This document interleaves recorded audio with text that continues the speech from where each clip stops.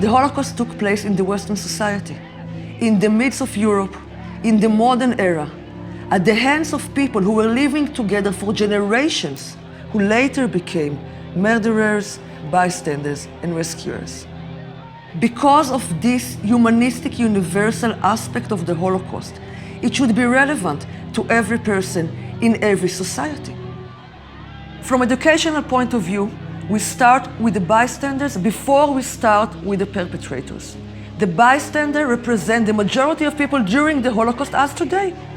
It's almost an instinct that a person will take care of, basically, and first of all, himself and the people who are close to him, and only later and if to others. When the Nazis came for the communists, I remained silent. I was not a communist. When they locked up the Social Democrats, I remained silent. I was not a Social Democrat.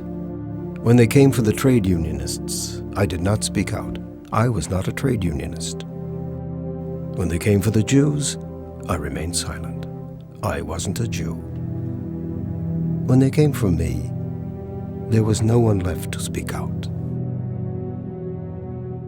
Some of the people who were recognized by Yad Vashem as righteous among the nations didn't start off that way.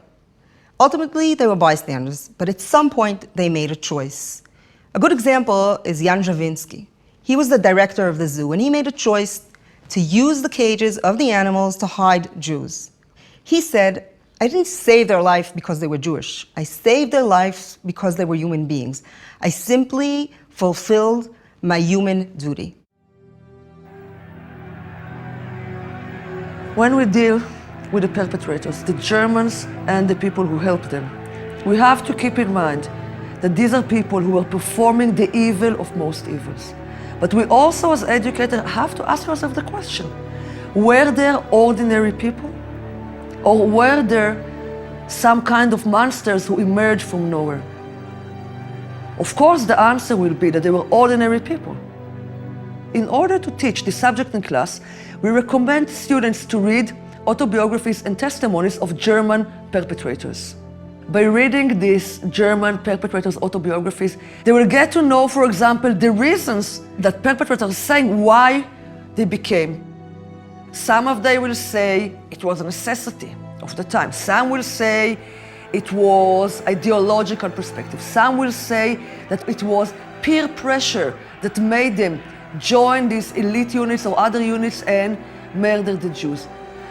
We also have as teachers to keep in mind and to remind to our students that we are not going to have a clear-cut answer to this huge question, how is it humanly possible?